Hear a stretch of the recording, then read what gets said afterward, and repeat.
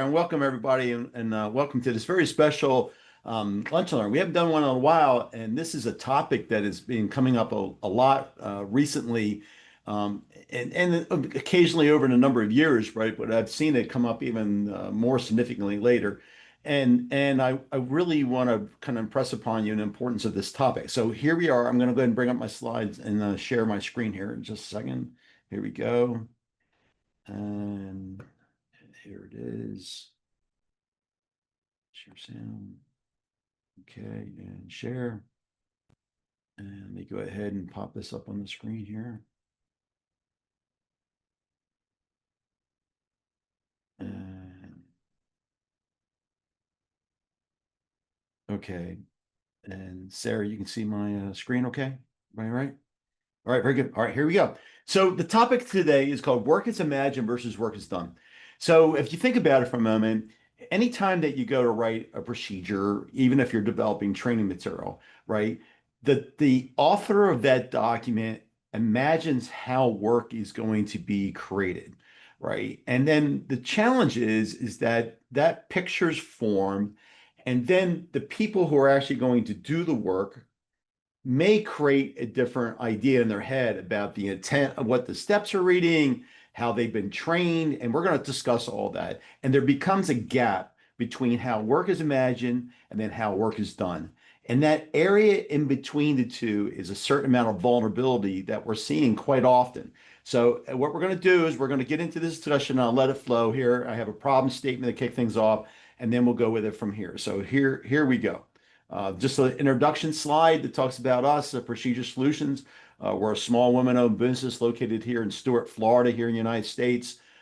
We've been in business for over 17 years now. And anyway, as you can see, our services for consulting and training and human factoring of procedures. And we'll let that slide speak for itself so we can get right into the material here, right? So let's start off with a problem statement. So back in April 20th of 2010, the Deepwater Horizon environmental disaster. It's up over $65 billion now in damage since this incident happened. And when you look at the actual incident, of course, they drilled a hole down in the Gulf of Mexico, and they were towards after they drill a hole, they actually pump concrete down through that drill shaft, and they create a liner in that hole that they use to act as a firm foundation to where this drill rig will move out of the way, and then a pumping rig will move in, connect to that area where that foundation is. And so they were going to do some testing to verify the structural integrity of that concrete, and the test was waived. And so they decided to test in an alternative manner. So I'm giving you the real highlight on this. There's actually 700 pages in an evaluation report on this, so I'm giving you the highlight on it. But anyway, they went to do this alternative test, and then the explosion resulted. And so in that, in the United States, the Chemical Safety Board is the leading investigative branch into accidents. And in this report, which is actually public domain, which you can actually search on yourself, there's a paragraph in here that I thought was probably one of the most fundamental paragraphs that I mean that transcends time here and all the work that we do as a company. What happened was that rig was owned by a company called Transocean, and it was contracted by BP to actually drill that hole and set things up for the next rig to move in place so they could actually remove the oil from that well for many years to come, right? And then, of course, the accident occurred. It was on world news. As I said, it was $65 billion and growing in damage with that. And what happened was, of course, you can imagine there's going to be a big discussion there between who was responsible for this. Transocean, who owned the rig, or the fact that BP was the contracting company that contracted Transocean. And so the Chemical Safety Board wrote the following paragraph in here, which I really thought was, I mean, it's amazing in the context of the inspector who did the investigation on this. An expert was hired by BP post-incident to review the negative test activities at this well site. That person made this comment. The rig crew does not have to be told how to run a negative test. So they ran a negative test on that drill site to verify that structural integrity. way I understand it, it's almost like creating a vacuum on that pipe. And if they basically can hold that vacuum on that pipe, then they know that they don't have an ingress of seawater coming through cracks or whatever it could be in the foundation down there, right? And so the inspector that made this comment here, or this expert, made this comment that really, when you think about it, it really lacks the thought of human performance where people can make mistakes. And so notice that they said that this should be a routine operation that fits within their training. Still the same, yes, it could be a routine operation that fits within their training, but that still does not negate the fact that people can make mistakes, right? And that statement misses that. Now, in response to that, the CSB makes the following statement, right? This sentiment does not address the fact that procedures are more than just a set of instructions. They're tools for competent people, right? Motivated people to coordinate, plan, verify. And of course, here's the thing that really kind of lit up for me was assure performance will achieve the intended results. So, despite the fact that we are all trained for performing the jobs that we have, they provides you the competency that you need to go and do work. That has been the mainstay for industry for years with stuff. And so procedures have always been kind of the backdrop for that, critical evolutions and things of that nature. As the workforce is changing and we have a more modern workforce in there, we find a much heavier reliance on procedures in addition to the basic competency that they have for people to be successive. Now, in this statement, notice this sentence at the very end of the paragraph, which is why we're here today. Minimizing the difference between WAI and WAD requires a participation of the individuals actually performing the work. So, in this 700 and some page report that he did on the investigative results of this accident, notice that last sentence. And I looked at that and I was like, I wasn't familiar with that. What do they mean by WAI and WAD? And as I found, WAI stands for work as imagined as compared to work as done. Now, problem statement. So here up in New Zealand was an accident that occurred where a shipping container was dropped on an individual at the port as they were loading the shipping containers into a ship, right? Here is just a snapshot of three different documents that was a shock wave that's gone across all industry.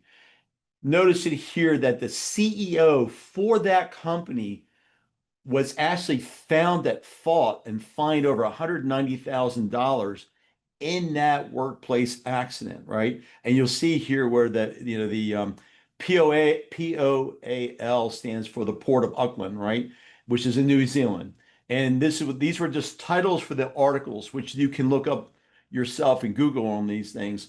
And then you come over here and look at this statement. So here's some of the problem statements from those articles. I just took a couple snapshots for the time that we have here today. So this former Port of Auckland chief executive, Tony Gibson, was fined $130,000 in order to pay Maritime New Zealand $60,000 in relation to this workplace accident. Notice he was earlier found guilty. This is the CEO. This isn't the people down there on the docks. The CEO was personally found guilty of failing to comply with health and safety regulations, putting the port workers at risk of death or serious injury in this landmark conviction. The individual was father of seven people, seven children. 31 was working on night shift, and a container fell on top of him and killed him. Right now, at Gibson's sentencings on this Friday afternoon, this was back in the late 2024. The judge basically told the court that the former port boss was generally a hands-on CEO in relation to health and safety issues at the port. But he said in this instance, Gibson failed to exercise the care and diligence and skill required of a reasonable officer. In his judgment, the judge basically concluded that ultimately Gibson was responsible for the health and safety and was required to exercise systems leadership. Right now, they talked about the fact that the father of seven which actually was a stevedore, which I didn't really wasn't sure. I've never heard of that term before. So I gave you the definition there on the slide, which is a worker responsible for loading, unloading a cargo ship. Some people would say that was a longshoreman here in the United States. Now the prosecution followed the 2020 death of the stevedore who had been loading the containers on the ship berthed at the port. He was killed when an object fell from a crane, right? In the press release, it was emphasized that the decision to bring charges against Gibson was only taken after considering the harm caused and the POL's compliance history, which is the Port of Auckland's compliance history, and the broader public interest. Now, additionally, they said, and if you look at the different documents you can read on this, this judgment was extremely significant, right? They said that this significant decision and the first case to outline in more concrete terms the scope of officer obligations under the Health and Safety Work Act, which I think I have down here in another spot. While as a CEO, they note that you shouldn't panic, it is important not to underestimate some of the expectations this case sets out for the officers. All experts concurred that every organization should use this judgment as an opportunity to reflect, review, and purposely focus on their own and the organization's efforts. Now, later in that article, it comes right out and talks about our topic today, which is work as planned, or they call work as imagined, or work as done. They said this concept will be well known to many forum CEOs and directors. The court has made several references to this throughout this verdict and how it applies to expectations of CEOs. It also makes clear that the CEOs have an important role to play and not just really rely unquestionably on the advice from health and safety advisors or consultants. Importantly, there's a paragraph in there, and I went ahead and cut and pasted this from this paragraph. It says an officer in a large in a PCBU, and this is on the next slide here I have, a PCBU is a person conducting a business undertaking and a broad term used throughout work health and safety legislation to describe all forms of modern working arrangements. So keep that in mind, right? So as an officer in charge of a large PCBU does not need to be involved in day-to-day operations a hands-on way, but cannot simply rely upon others within the organization who may be assigned health and safety obligations or roles, or who may have more sophisticated or specialized skills or experience to discharge the duties of oversight and due diligence. The officer may also acquire and maintain sufficient knowledge of the operations and the work actually performed on the shop floor to adequately identify and address actual workplace hazards. Now, additionally, they said the officer cannot assume that the PCBU is compliant with these duties under the Health and Safety Acts, right? In the absence of being told otherwise, or simply assume that the information they receive from their subordinates as to the adequacy and effectiveness of the health and safety requirements, right, is accurate and sufficient.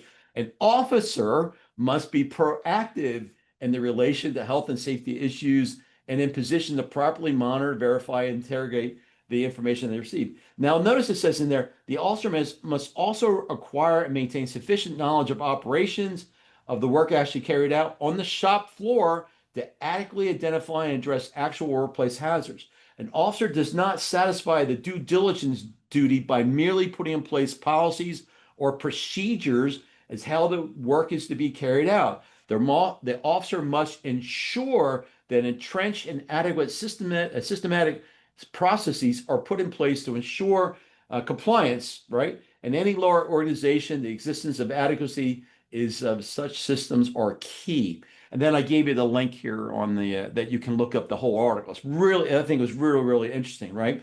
So we're talking about reliability through balance here, right? Training and supervisory oversight have been the primary tools for ensuring work quality and productivity for decades. Yet industry experience now shows that reliable performance is no longer guaranteed, as that CEO is finding out firsthand. The solution lies in restoring a balancing, integrating leadership, training, and procedures as equal pillars of consistent success. Now, why are we here? This presentation aims to discuss the important role procedures play as a primary industry-accepted human performance tool for maintaining positive control over a work situation. That is, what is intended to happen is what happens, and that's all that happens. In other words, doing the job right the first time. When used thoughtfully and rigorously, these human performance tools give you more time to think about the task at hand, about what is happening and what will happen, and what to do if things do not go as expected. As professionals, I think it's safe to say that we all know instinctively that to be successful, we must invest time into thinking and understanding before acting to get it right the first time. Our primary goal should be to retain positive control, especially at critical steps, which are defined as a series of steps that performed improperly will cause irreversible harm, as such as in this accident, to people or significantly impact plant operations. So, therefore, human performance tools such as procedures should be considered a means to an end. The care we all apply when using these special human performance tools reflects a vital attribute of a strong safety culture. We must never lose sight of why procedures matter. They are the vital tool that helps skilled people do their job safely, reliably, and consistently while guarding against the simple fact that as human beings, we are all capable of making mistakes, just as it was noted in that CSB in the investigative report there for the Deepwater Horizon accident. When we develop this tool to be the very best it can be, we must remember that every action step has three essential parts. Every action step has the who, the what, and the how. We must ensure the performer has just the right amount of detail to set them up for success.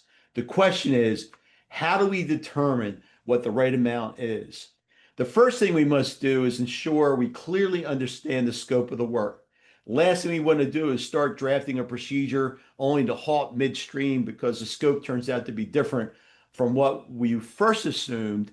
In the moment, in that moment, you as a procedure writer are at high risk for making a human performance error that can quietly slip into the field. And most of the time, you won't even realize that you made the mistake. The next step is hard. Imagining how the work needs to be performed. Work is imagined. This is where we, as procedure writers, create a picture in our minds of how we would perform the work. This picture can be fairly simple, or as in a graphic, it can be extremely complex. When you look at the PPA, the Procedure Professionals Association procedure process description, it describes this following process as the procedure writer's responsibility for the following. Notice it says that as a writer, we're responsible for validating the scope, looking at operating experience, evaluating outstanding issues, verifying the references and the commitments are correct, determining the technical content, evaluating human performance challenges, and then you're actually ready to start typing on that keyboard and developing the draft. And then when that draft is ready, if anyone at all was to get their hands onto that, it needs the person who actually requested that. So as we develop the detailed draft for every single step we write, we have a significant responsibility to the person we are trying to value. And that's really what I wanted to try and show up here in this prior slide. Notice in here that many times as procedure writers or people who develop training material, we're thinking about the job and the task. We got to remember that there's people performing that task. That person on the dock that was killed that day, he was responsible for helping to align and put those shipping containers up on that ship. He was performing a vital function. And because of the errors of others and the mistakes that were made, that container broke loose from the crane and crushed them to death, right? So we got to remember that we're not developing procedures or work instructions or training material just for the success of a task or the task itself, right? There's people with their hands developing this. We need to value the people. And I see that we see so many, we literally have thousands of procedures that we help improve for our many customers we have globally. Why? Why are there so many poorly written procedures out there? And I think in many cases we forget it's the people that have to perform those steps. And those people are important and we need to value them, right? And so over here, one of the things that we need to remember is about these performance modes, right? And so what happens is every time that, well, first off, we want to develop procedures. Let me look at it this way. we want to develop procedures. And as we're going from one step to the next step in a procedure, we can move through any one of these three performance modes, right? Now, ideally, procedures are rule-based documents. So when they're written properly, look at the error rate. There's a 1 in 100 and 1 in 1,000 chance that someone's going to make a mistake when they have that procedure in their hand, as long as they're written properly. Now, what do I mean by that, right? Realize that once we're qualified, if we rely just solely on our skill of the craft or the competency, we're using our own internal knowledge for the success of a task as someone is either assigned to us verbally or is written as a step in that procedure.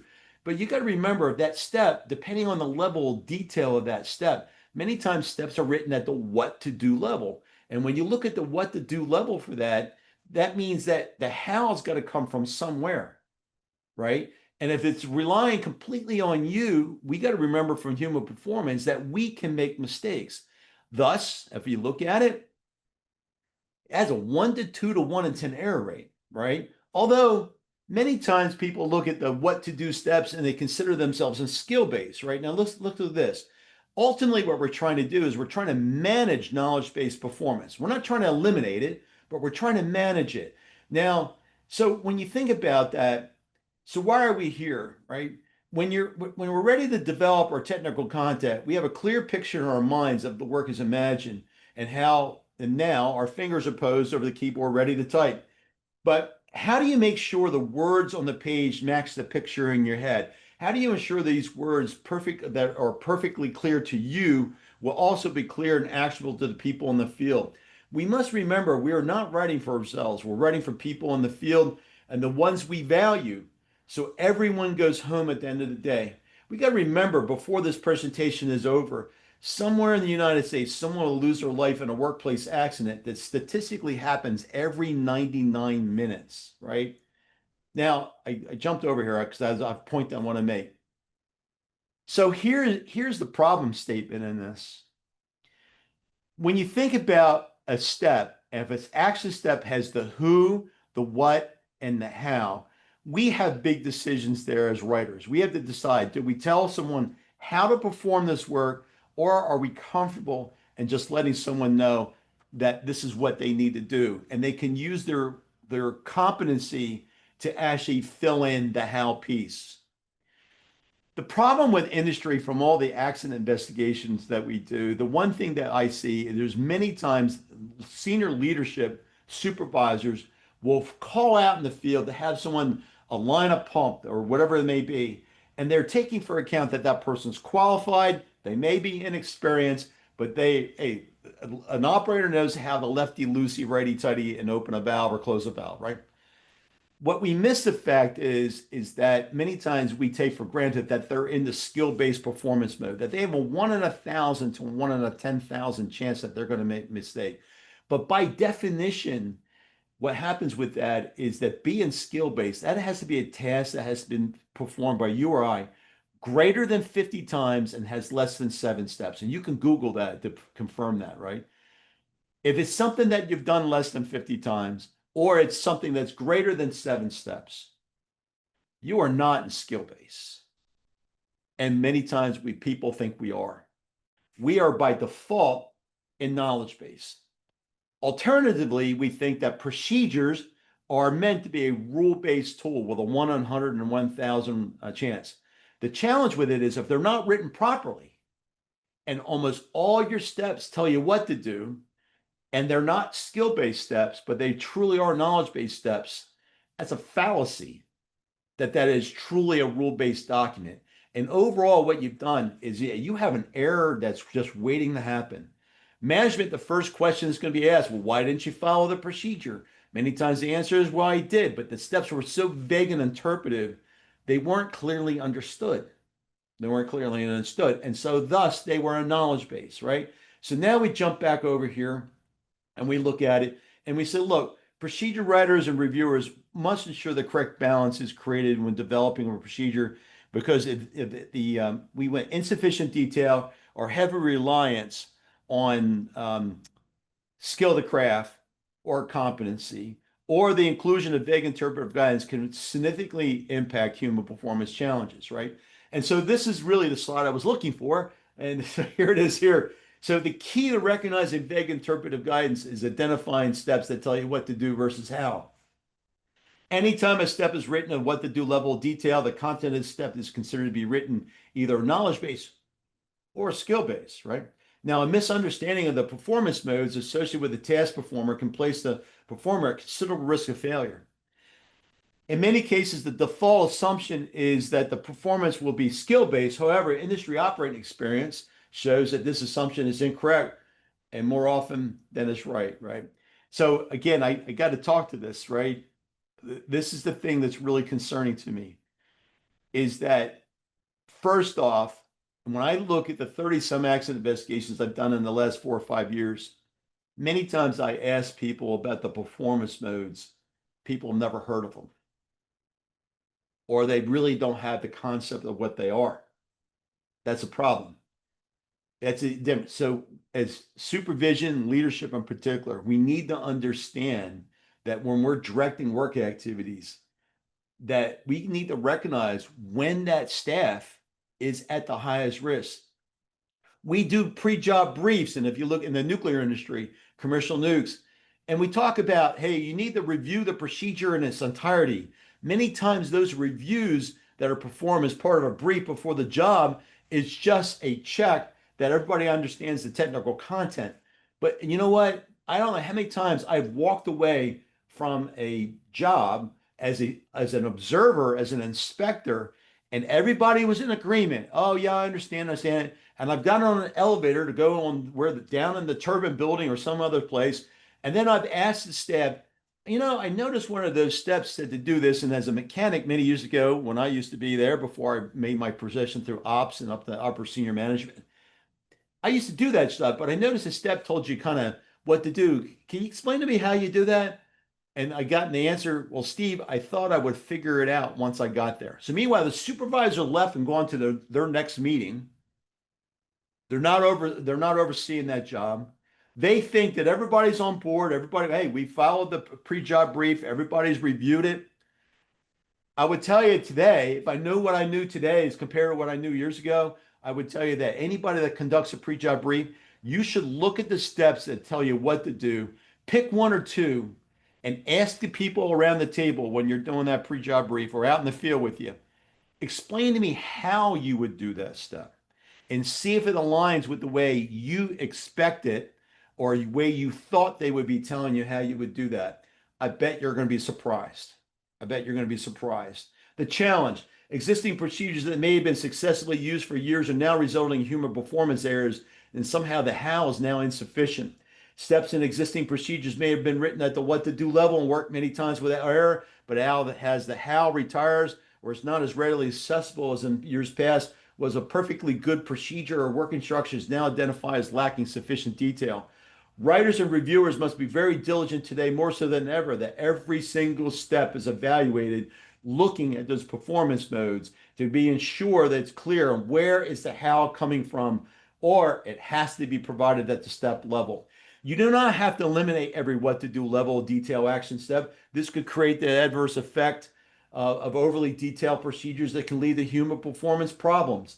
Straightforward considerations can be used to determine the bounds between what and how. There's absolutely nothing that any of us does that how does not have to come from somewhere. How can come from many places, but it still has to be present in the knowledge the task performer has in order to complete the task successfully. And so there's 6 criteria that the Procedure Professionals Association uses to help us as writers, supervisors, whatever it may be, to determine about the level of detail and trying to figure out what is the perfect mixture there in doing that. And we talked about the fact that first off, it's about the experience and qualification. We got to assume that steps are written for an inexperienced, although qualified person with minimal or no direct supervision. We're not writing it for your best friend. We're not writing for the person with 30 years. We're talking about someone who is qualified or certified, depending on your training programs, although they're not fully proficient yet. It could take anywhere 2 to 4 years for people to become fully proficient. In today's work environment, you'll be lucky if the same person you started to train, if they last with you more than 3 to 4 years, right? Some steps are purely what we would consider skill of the craft or meets the basic competency. But by definition, the Electric Power Research Institute defines skill of the craft or basic competency as those skills possessed by craft people that can be performed consistently error-free, independent of their human performance risk, and does not rely on written instructions to make you successful. Additionally, we need to take into the fact about complexity. When you look at complexity, sometimes complexity of the step or the steps is because it's a large volume of steps that you have to perform to get that task done. Or it could be the fact that maybe what I've seen in my travels is sometimes is a change in technology. As technology improves, the transition from the way you use whatever the current technology is to the new one, that can make things seem more complex. And I would tell you, frankly, I personally think that sometimes steps are written so vague that makes it more complex. Have you ever stopped a moment and read something that was so vague and you asked yourself, did they have to really make it any more difficult than this? It has to be easier than this because you're trying to read the step and trying to figure out what the heck are they asking me to do. To me, that's complex, right? Frequency. The more frequently you perform the task, obviously you can cut back on some of the detail, right? Because we're more comfortable, we're more proficient with the work. You got to watch out for complacency, though. Complacency, well, that alone, where we become robots, that alone will tell you that you still got to add the detail. Number five is looking at consistency. Is it important that we all perform that same task the same way? Many cases today, yes, it is, right? And then lastly, the consequences of error, right? Obviously, the consequences of error, it could be equipment damage or personal injury, but that's telling you that you're probably going to need to add more detail to that, right? Overall, we want to look at either internal or external operating experience. Why relive the mistake? If we can learn from those experiences, then obviously let's go ahead and let's not reinvent the wheel there, right? Sometimes we can provide the component location within the step, put it in one parentheses, so we're not searching all over the plant trying to figure out where this valve is, right? Additionally, we make sure our steps are factual, that they're not susceptible to misinterpretation. We want to ensure steps do not include theory, explanations, or background material. We want to make sure that we want to break complex evolutions in a series of steps and keeping them as simple as possible. Avoid directing users to perform things in reverse order. Don't split the complete text of a step or substep between two pages and write things as positive statements. Avoid using the word not. Now, the gap question. So what happens if the words we write don't align with how the performer in the field performance work? Is that even possible? Now, look at this. Many industries have check boxes, initial blanks, and signatures lines. It would be assumed they performed the step as it was written, or did they? So if you look over the left-hand column there, this is the before. It said open PCV7 and start charging pump 1 is pressure is lowering. Now, when we went to refactor or human factor that step, notice how there's two different ways that that could be looked at. See, the person reading that in the field may interpret that to being saying, well, look, if the pressure is lowering, then open the valve and start the pump. Now you may look at it and say, well, my pressure is not lowering. So this step is NA and they move on. Or maybe the way this step was interpreted is it says open the valve. And then after you open the valve, if pressure is lowering. So now what's the problem here? See, in the first after, that valve open PCV7 never happened. It possibly was NA, not applicable, right? Because the way they read it. Now what happens is you have a potential plant configuration issue, right? Somehow PCV7, if it was truly intended to open it as it was written in this bad example before, and it got done, then you're no better, then you're fine, right? But if they read it the way it was first interpreted, now I teach this step in particular and many other ones, like in the classes that we provide, right? And the PPA certification classes that we teach. I just taught a class out in Carlsbad, New Mexico last week, and I would tell you that over half the class, when they rewrote that bad example, half of them wrote it as you see in the after and the top example, and the other half, and it may not have been exactly 50-50 split, right? Other half wrote it right as it was in the below. Interesting though is, in one example, valve PCV7 never got open. The other one it did. Now you look at this. So let's look at procedure validations. So on top of that, when you look at verification versus validation, it says in here in the PPA standard is that verification is a process of checking a procedure to make sure it's technically correct. Validation, in other words, is a process of exercising a procedure to make sure that it's usable. Now, by the industry standard, it says that a validation is required on all new procedures, extensive changes to technical procedures, and any procedure you write that is also considered to be used in an emergency procedure or abnormal procedure. They're saying that as a minimum, those procedures should always be validated. I would tell you that I find in my travels that validations are happening about 10% of the time.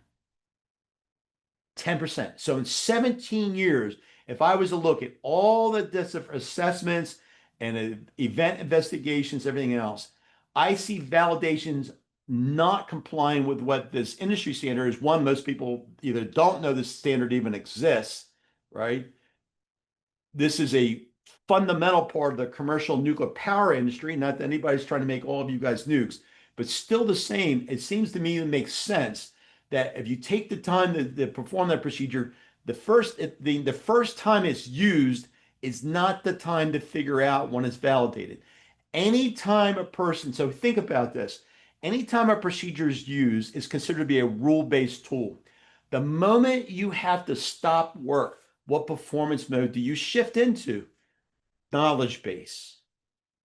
So here you have this rule-based tool that's got a 1 in 100 and 1 in 1,000 chance of making a mistake. Now all of a sudden, because of a lack of validation, that procedure had to stop work. That procedure just went from a rule-based tool to a knowledge-based problem. Because now they got to figure out how to fix the problem and how to restart work and pick back up the step that they left off on. And it has a huge amount of human performance risk to that, right? Now, typical validation methods can be system or equipment walkthroughs, performance on mock-up equipment or spare equipment, similar scenarios, or even a tabletop discussion, right? Now, work is imagined, work is done. That's the reason why we're here, right? And I was trying to give you all the foundational pieces leading up, why we're here, the problem statement, thinking about level of detail. Now let's look about work is imagined versus work is done. So work is imagined is how work is thought to be done, described in procedures, policies, and management plans.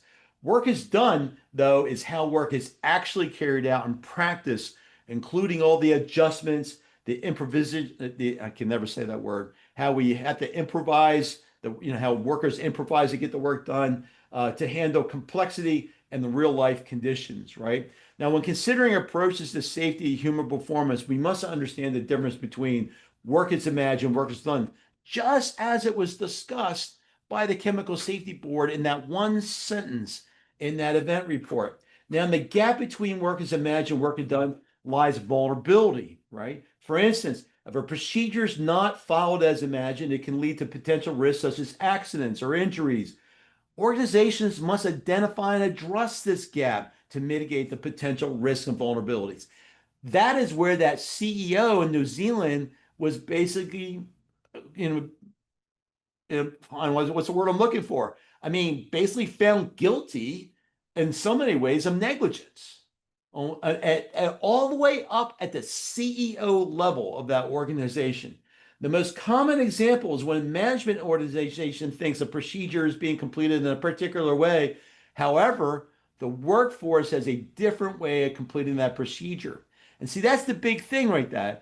If there was a way that they were supposed to be loading those containers, the way they were supposed to be connecting those containers to the crane and everything, and somehow how that direction was basically communicated through training or procedures, but yet the craft have found another way of doing it, maybe to help speed the work up or whatever else, and somehow supervision is not on top of that, there's a lot of risk involved with that, right? So the procedure's not updated or validated, errors can creep in, leading to potential hazards. Additionally, key skills developed to complete the work is done can be lost with the skills gap in retirement, further increasing the risk of accidents and injuries. Work is imagined is when engineers, planners, writers, advisors, managers, training developers, or anyone involved in design believe the work should be done under ideal circumstances. The work as imagined picture determines how a process is set up, how people are trained, which controls need to be implemented. Work as imagined is an idealistic view of the formal task that doesn't consider how task performance is adjusted to match the constantly changing conditions of work in the world. Work as imagined describes what should happen under normal working conditions. Now, work is done on the other hand, is what people do to get the job done, taking into account the realities of the situation, such as equipment configurations, ease of use of procedures, and the time and resources they have, which was a lot. If you read through that detailed report there for that accident, this was a lot to do with it. Those who have to do the work may want to adjust the plan set out in the work as imagined to get their job done. Shortcuts may be taken. This happens without appropriate support, or other habits that can lead to errors may be adopted. However, if the difference between work as imagined and work as done is properly acknowledged and supported, work can be adjusted safely, leading to reduced risk, increased reliability, and increased engagement. Now, if the difference between work and work is done and is merged correctly, then the execution of work can be adjusted safely, which leads to reduced risk, increased reliability, and significant improvements in human performance. There's often a considerable gap, a considerable difference between what people are assumed or expected to do and what they do. In critical industries, standard operating procedures may contain excessive bloat or have been adapted over time. The procedure fails to align with what the staff are being taught, and training that can occur too. Workers may think that their method of performing the task is better than the method used in the procedure. This can happen when the worker has decades of work experience and their mind has found the best way of doing things. Workers may think that their method of performing the task is better than the method used in the procedure. This can happen when the worker has decades of work experience and their mind has found the best way of doing things. Vague and interpretive procedures can lead to misinterpretation of the steps required to complete the task, making it more complex and challenging. If inconsistencies exist in the uses of procedures when staff perform work from memory rather than referring to procedures, inconsistencies in performance can occur. Leaders play a pivotal role in setting clear expectations and monitoring for compliance. Notice what happened in the New Zealand case. Their failure to do so can significantly contribute to non-compliance. Again, notice the thing. Suboptimal staffing levels can lead to staff cutting corners, highlighting the importance of adequate resources and maintaining compliance. This should be a word to the wise in the commercial nuclear industry today, in particular. Leaders must recognize when evaluating work as imagined, that work is done requires a balance between training and procedures for successful execution of the work to be performed. Leaders must ensure the highest quality human factor procedures designed with human capabilities and limitations in mind are consistently provided. This will ensure the staff does not lose confidence in existing tools and that work is performed consistently at the highest quality level rather than relying on their experience and know the right things to do. Leaders must not condone performance in which staff are left to improvise to get the work done. Leaders must understand that observing how the procedure is carried out in the field is crucial. Notice a comment from the Chemical Safety Board in their report.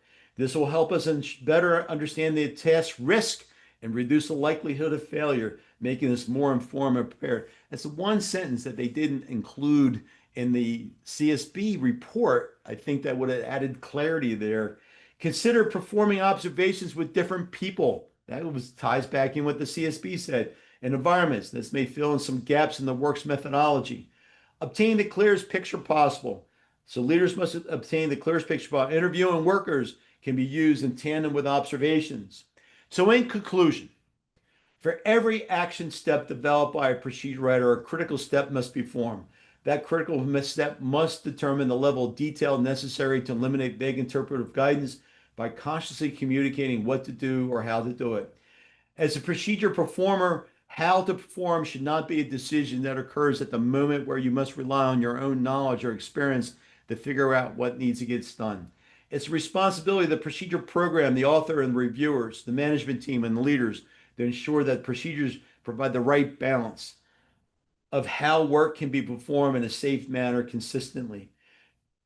Procedures are intended to be that safe location where no matter what day you're having, the details you need can always be found in the same location, presented in the same quality manner, independent of what the procedure you're using. In doing this, we manage knowledge-based performance, and thus we help take a look at between work as imagined versus work as done, and we minimize the vulnerability between the 2 points. So, in doing that, I also want to talk about a new chapter and opportunities coming from Procedure Solutions. Over this last hour, I've highlighted the connections and gaps between leadership, training, and procedures impacting current industry challenges. Our mission has always been the same: to improve performance, strengthen safety, and ensure that procedures support, not hinder operations. So today marks a new chapter for us that I want to introduce you all to. And so I'm going to play this real quick little video here for a minute. And Sarah, if you can let me know that you guys can hear us. And so here it comes.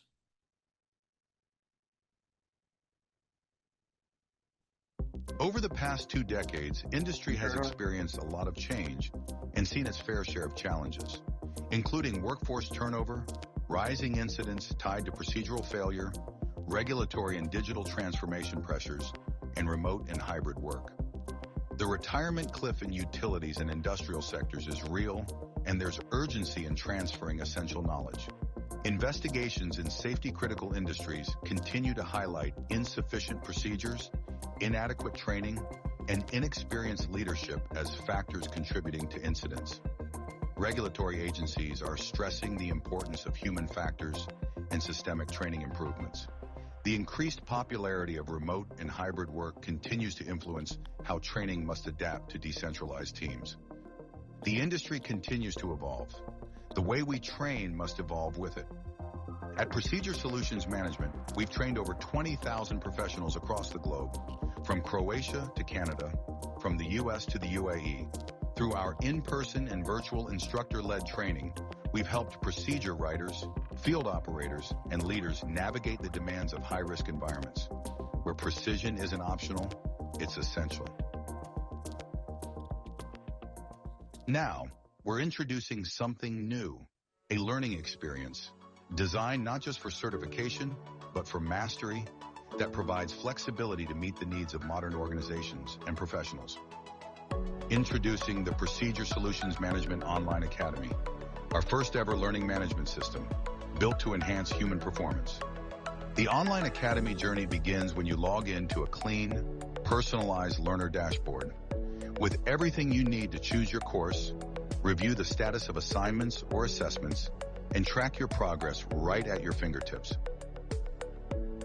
If you're new to online learning or just new to PSM's Online Academy, no worries.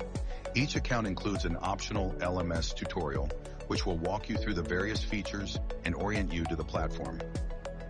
When you're ready to explore, browse our course catalog with new courses and role and topic-based learning paths coming soon.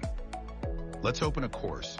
Here you'll be able to access all the activities that make up the course, including the course modules, surveys, or assessments. Course activities must be taken in the order shown in the menu. Our online courses deliver an intuitive and highly interactive experience. The menu provides transparent and easy-to-use navigation. Each of the course's modules are present in the list, with check marks indicating which ones are complete. The menu can be used to indicate progress as you learn, or hidden to reduce distractions. It can also be used to navigate to past modules which need more review. Each module contains simple playback controls for start or stop, seek, and close captions. Playback speed allows you to speed up or slow down narration.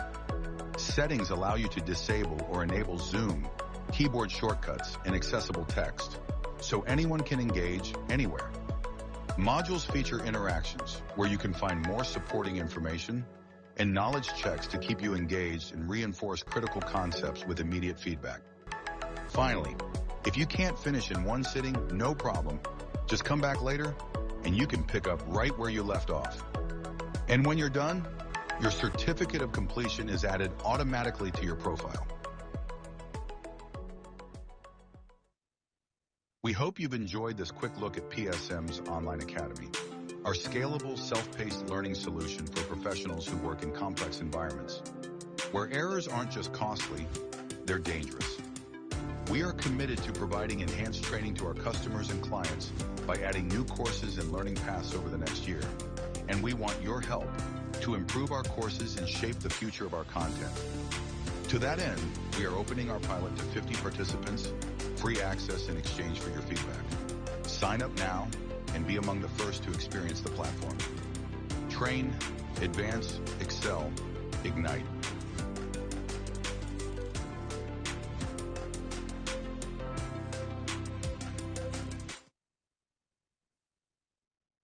So anyway, we're really excited about this.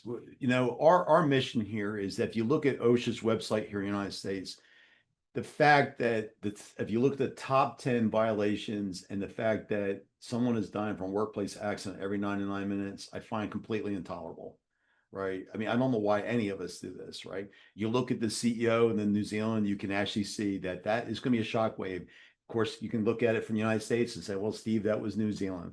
I will tell you that that means it's coming. It's coming. And if you look at, if you go and search on that event in the internet, you would be shocked at how many other follow-up articles, all the different legal pieces that have been involved with that, right? So anyway, if you're interested in being involved, I mean, we have a full slate for 50 people already for the pilot, but if you're interested in more details with it, there's my email address on there. We have contact information. Additionally, here, we have a fall class coming up in October. If you're interested, go to our website, the proceduresolutionsmanagement.com. Then please consider signing up for that. If you want more details, you can reach out to us, and then when there's an info thing for that. Thank you.